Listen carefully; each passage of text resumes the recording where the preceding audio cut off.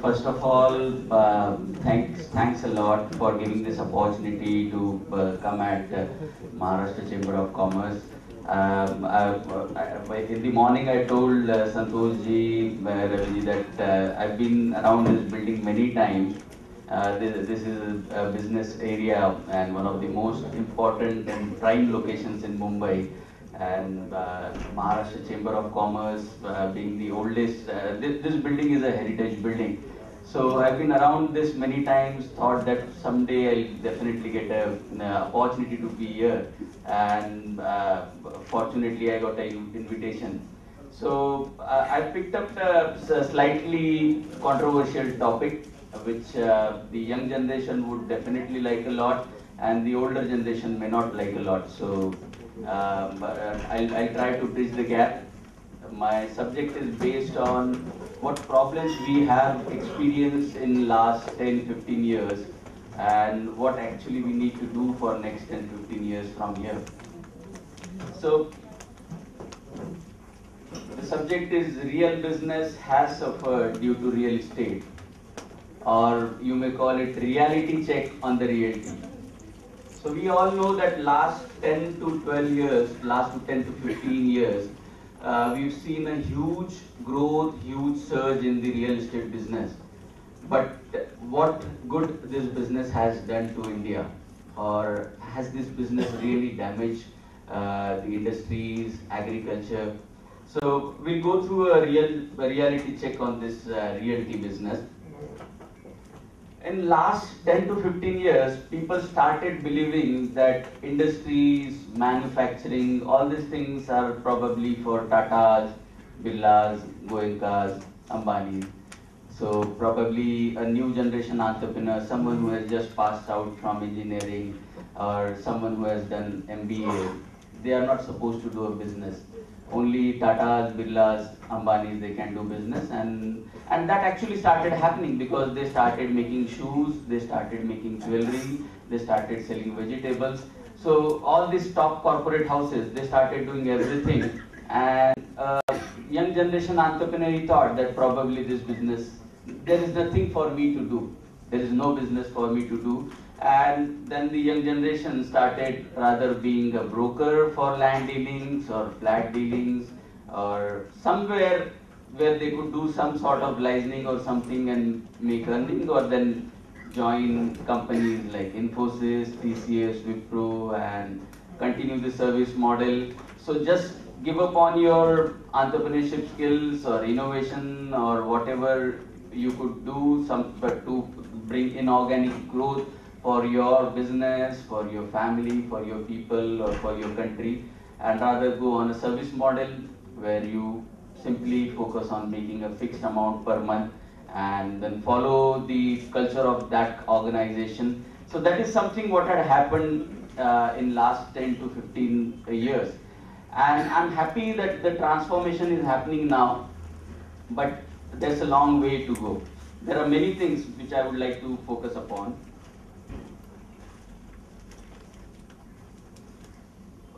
What happened in last 10 to 15 years, people failed, like those who thought about starting a business, they failed.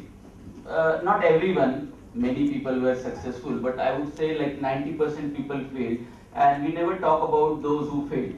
But it is extremely important to understand why people fail, so that we can guide the next generation and tell them that this is something you should avoid and this is something you should follow. Why people fail? Many people, they fail to get finance, many people fail to get bank loans. So someone who has no financial background or family doesn't hold land and building, can they get a loan in India? It's extremely difficult. So when I started interacting with people in SIDBI, so I enjoy a very good relationship with SIDBI, and I told them that you need to change now, like your model of giving loans or giving finance needs to change, and you should rather think about innovation and come up with some products where you can fund innovation instead of land and building. I've never believed in this concept of acquiring lands and building. Like whatever my father had, he was a serviceman, so whatever flats he could manage to buy, I sold those. I rather prefer to live in a rented bungalow rather than buying anything for myself. I'm happy because I have confidence on myself that I can survive anywhere in the world, even if I go to Antarctica or even if I go to Rajasthan, I can survive. So I don't need anything for myself, and neither I want to make my next generation important so that they just keep on selling one land every year to survive. My next generation should also be potent enough so that they can survive on their own rather than selling a land every year. We know many people who simply sell one land or one flat every year and survive. So, fortunately, things have changed now. SIDBI, there is CanBank. There are few government organizations who have already started funding innovation. Instead of taking any security of land and building, they have started funding innovation. So this is an excellent thing that has started happening now. So this is the only positive thing. But again, the private sector has not come forward. The private sector does not fund innovation. So whenever you approach some private banker or any private organization, they don't fund innovation.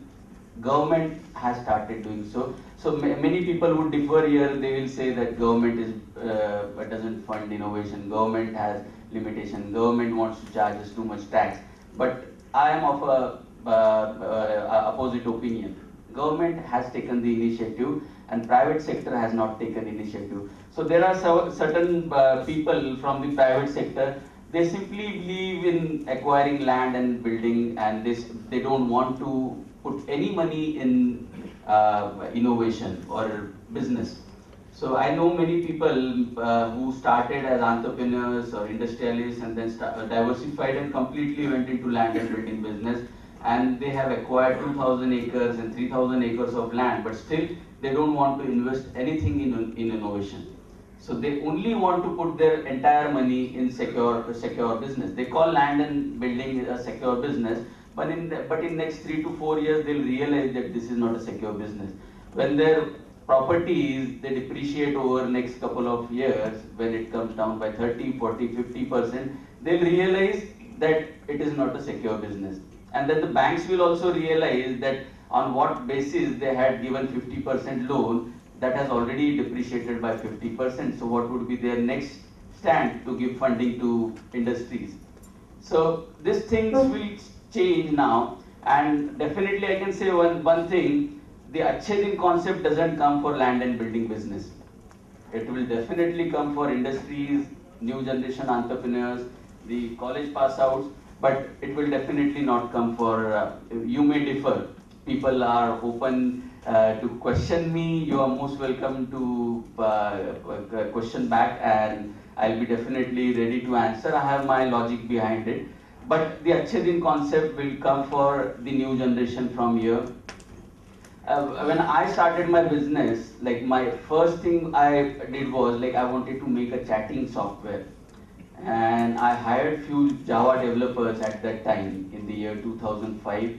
And that team worked for me for almost 12 to 15 months, and we had almost completed 80% of the work. And then the team, like they said, like we want more money, we want more salary, and then I decided that there is risk to it, and there's a limitation for me to put more fund in it, to hire more people, product managers, marketing, all those things. And I became indecisive at that time. Those people left, and in couple of years we saw WhatsApp, WeChat, Skype, all these things becoming so popular. So if at that time there was any such concept of funding innovation, taking risk on something innovative, probably it may succeed, probably it may not succeed. If that concept which existed in the US or UK, if that had existed in India, we would have seen a WhatsApp or Skype or WeChat emerging from India. We may not have had to rely on softwares which have come from outside or apps which have been made outside, but we could have had our own apps. Anyways, with my due to the background of my strength of my UK operations and the business we do over there, I could grow the business in India.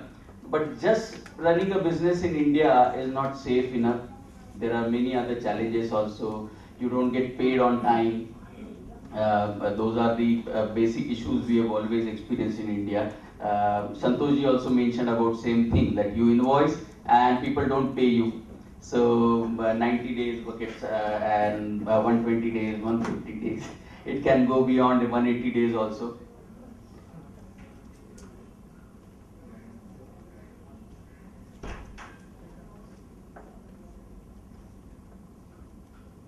So, secret behind success of American startup. What happened in America in the year 1950, between that period 1950 to 1965, is very similar to what happened in India 10 years back, but in last 10 years.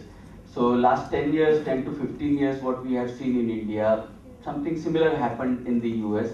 And then all the rich corporate houses in the US, they decided that they will no longer keep investing in land and building. They came up with funds, various investment funds, and they started funding innovation.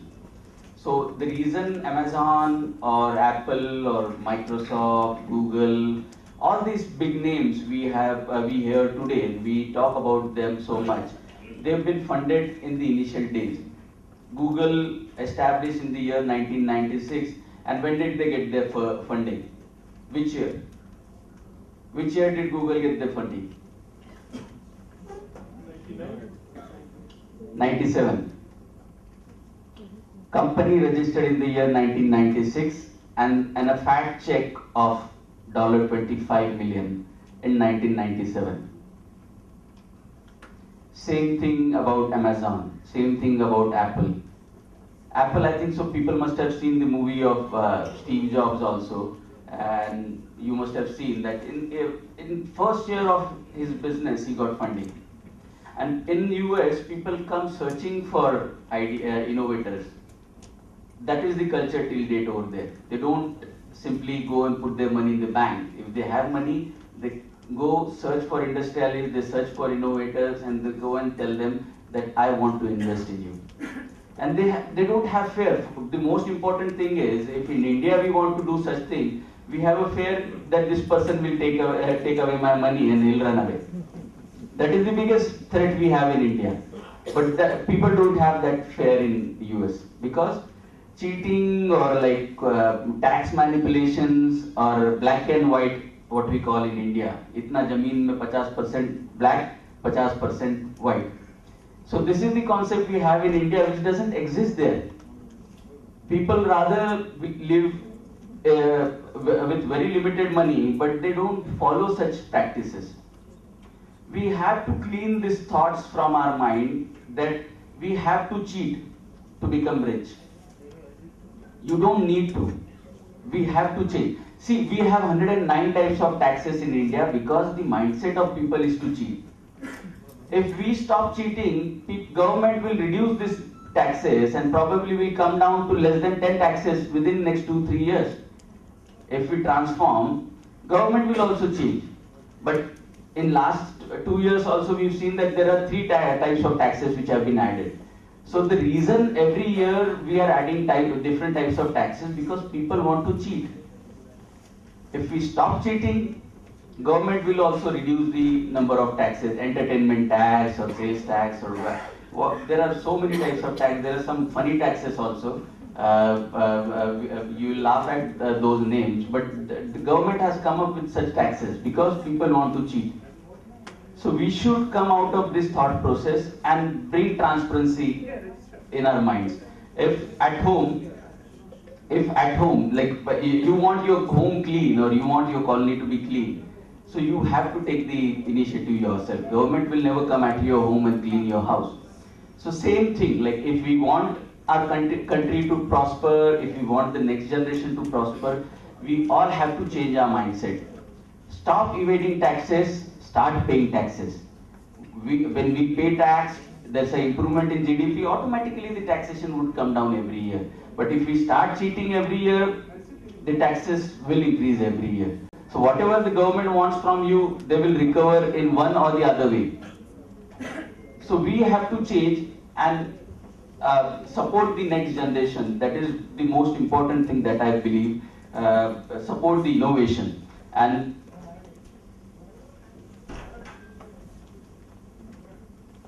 people should at least reserve their 20% money for risk investments.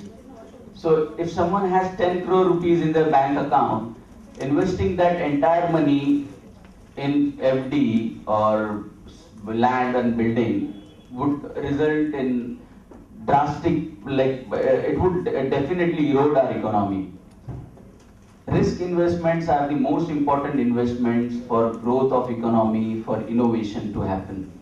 If 20%, many people may be following Chanakya Niti for investments, for business, for many other things. So as per Chanakya, some part of your money has to be invested in innovation, in risk investment. So let's say if I have a saving of 5 crore a year, and out of that 50 lakh I decide to invest in college projects. If I identify the top 3-4 innovative engineering students every year, and if I tell them that, okay, you start a business, I have knowledge of finance, I have knowledge of company incorporation, you start something, innovate, and I'm ready to fund 50 lakhs to you. And if one such investment clicks in 10 years, that can get converted into 500 crores. Probably more than that. What Sequoia Capital or what other big investment bankers got out of their investment in Google or Rackspace, they got multi-billion dollars out of their investment. That $25 million Sequoia had invested in Google, you can imagine what kind of return they got out of it. More than $100 billion they've made out of it so far. 25 billion, and where is 100 billion? So only one investment would click out of 10, but that investment would definitely make you, and you can imagine the satisfaction. You've given something to the world. Even if you acquire 2,000 acres of land, would that satisfy you or satisfy anyone else? No. People will hate you. You have simply ruined lives of hundreds of farmers to acquire that much of land. You have spoiled their habits. They are now thinking of not farming but selling their land slowly to make money. You have spoiled habits of farmers. They will not do farming now. But if you invest in innovation, people will be very happy with you. Probably the world would recognize you for what you have given to the world. Sequoia Capital has given Google to the world. Everyone in America knows that. Do we know anyone such like that in India? We don't know. No such investment bankers have done any wonders for India. This is the time to transform now. We have to change. The thought process has to change. And what I want to suggest is that do not give any respect to the land bankers or real estate people. First thing the young generation has to do is stop respecting these people. Start hating them. I'm not a negative minded person. I'm a very optimistic person. I'm a very positive minded person. But this is what I would suggest. To make sure that these people, to earn respect, they will start investing in innovation. If my next generation doesn't get that support from the older generation to innovate, to live on their own, to be happy on their own, definitely that would be such a waste of the next generation who has so much potential. I'm sure everyone sitting over here, you must be talking about someone in your family, some 15, 20-year-old, or someone who has recently entered into engineering college, and what kind of skills they have, the language they talk, the information they have in their brain, or the way they operate computers. They are masters in technology. But once they pass out their engineering, what plans do we have for them? Do we want them to then go for MBA, and after MBA we want them to do a job somewhere, and after doing job, just do job all your life? Do we want them to follow that path, or do we want them to do something innovative? So most of you are saying innovation, and I'm sure that is how India will prosper. And there are not many jobs also now. So the government which has come to power just now, Modi ji came to power just now by saying that 65% of Indians are below 35. So 40% are below 25, I guess 45% are below 25. Do they have jobs? And how fast will they get jobs? But do they have an innovative brain? Definitely they have an innovative brain, and we should fund them. We should support them. Whatever contribution I am able to give, whatever change I am able to bring in mindset of people, I am doing that. But we all need to support this fact.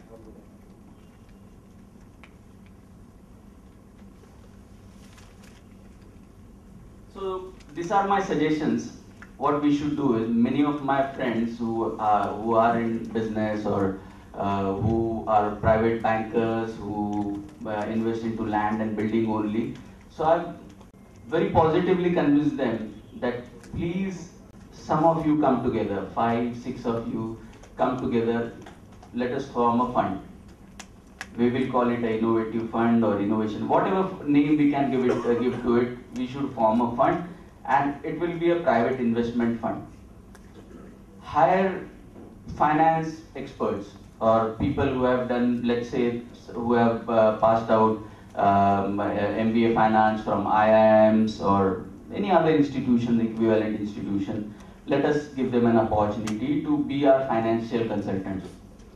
Please do not hire chartered accountants for this job, because they only think about accounts and they have a mindset of saving tax, not paying tax.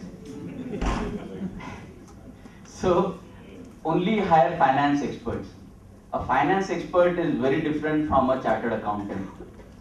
And because I have done a lot of research and I've already improved myself a lot in finance domain, so I understand finance is different from chartered accountants. And my opinion always differs from the chartered accountants who work for me. So I would like to say that let us hire finance experts and let us give this job to them to invest in right business opportunities for us. So because let's say you are a 50-year-old person, you have some money, you have some investments in land, building, you get recurring money from rent coming from many things. So let us invest that in new technologies. Let us invest that in innovation. Let us identify fresh engineers who will pass out from engineering college, and let us not expect everything to click. 10 investments, 1 will click. Investing in right people with right ideas, that is all you need to do, and leave them alone. You don't need to bother them at all. Even in my organization, the patents which we have filed so far are on the names of people who have done the innovation. You innovated something, let the patent be on your name. If any big returns come out of those patents, it will go to you. I don't want anything out of it, and the company doesn't want anything out of it. The company will prosper because we have such innovative brains. And because that person is responsible that, oh, my patent can bring so much success in the future, he'll keep on performing. And those patents, those innovations will derive a lot of value to your business. Because the value that comes to business is out of the profits, out of the earnings, out of the potential that your company has to make profits in the future. So on that same model, we should start funding innovation. There can be some businesses which would already have achieved some top line, let's say 5 crores a year. We can easily invest in that, because that becomes your low risk investment. The 30% which I recommend for low risk investment is in a running business. There your risk reduces, but 20% should be done in high risk business. And the rest 50% you can definitely do whatever you want. You put in a bank, 9%, 10%.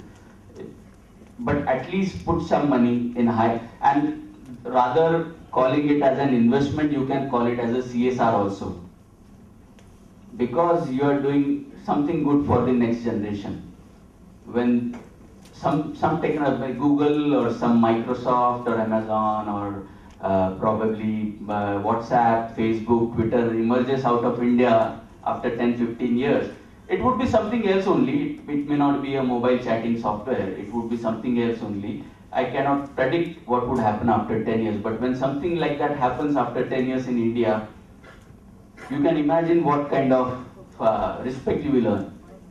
So we need to take this message forward and guide our next generation to become entrepreneurs.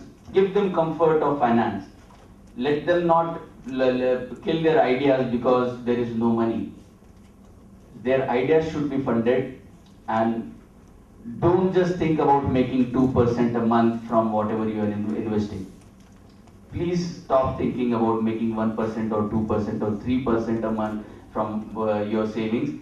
Simply think about what you can get out of it over a period of 10 years, 15 years. So I think so in the next session you have some experts who will be talking about investments in shares, BSE, NSE, and they mostly speak about the same thing only, that invest in long-term portfolio rather than thinking about per day income or short-term. So I would also say this thing: you are investing in a company today, a budding entrepreneur today, your returns will come after 8 years or 10 years. Rather, you can think about taking an exit after 5 years or 6 years also, but the best returns would come after 8 years or 10 years. So think about the investments for a very long term, and we need to guide everyone to take this forward, and let us start paying our taxes. Let us take the business 100% white, no black, and that's it from my side. Any questions from your side? I'll be happy to answer those. Yes. Piyush, what are your initiatives in this direction? In investments. So as I said, financing innovation. as I mentioned, so the first thing I did was convince SIDBI, convince Can Bank, and to fund the young generation, I keep on giving money to college projects and then hire fresh engineers in the research department. So every year we hire only fresh engineers in our research department, and whatever patents they make, they are on their names only. So this is how we are supporting them at this point of time. Once we have better policies in place, better IT policies in place, because there is a lot of risk in IT right now, because there are not proper IT policies in India. So I've taken initiative for that as well. I'm talking to the central government to bring proper IT policies, which will happen in next 6 to 12 months. So you can definitely then invest in IT companies, and that is my core expertise. So I cannot invest in a manufacturing industry because I don't understand anything about manufacturing industry. But IT is my expertise. Yes, please. Hi, Piyush. Soham here. Yeah. So, what was the main thing which actually led you to start, taking your goal forward? So, what was that particular thing when you started on your own? See, my father was also a banker, and these were the two people who inspired me a lot all the time. So, but they told me that there was a period in 2001, 2002 when all the banks, government banks, they came up with VRS policy, and that slightly disappointed my father and my maternal uncle, and they said that, Piyush, we have spent our entire life in banks serving the organizations, but nothing has changed, and now we don't get much respect from our organizations. So we don't want you to get into something similar. Rather, you don't earn even a single penny for next 5 years, but do something on your own. And that is how I started. I got into business, and my father supported me with a single computer, and from that single computer, I managed to raise an organization. But yeah. My success is because of the UK economy, the transparency which is there in UK. So my majority business happens in UK today, and I'm very happy. Yesterday we had a huge celebration because Scotland refused to leave us. So, but because of the ethics culture in UK, transparency in UK, the business prospered a lot. Yes, please. Where do you categorize this innovation, financing the innovation? In which segment you will categorize this? It is high risk, low risk, or medium risk? Financing innovation in a startup with hardly any turnover is high risk. Financing innovation in a already established organization having turnover of So we are not Americans where we can target these margins, and this is quite possible. And how to do it? You can meet Piyush, or I can also guide you for that. Thank you very much, Piyush, for your insights on the entrepreneurial journey. Now, I would request the dignitaries on the dais to release a special souvenir for the. So please come close, come close. A huge round of applause.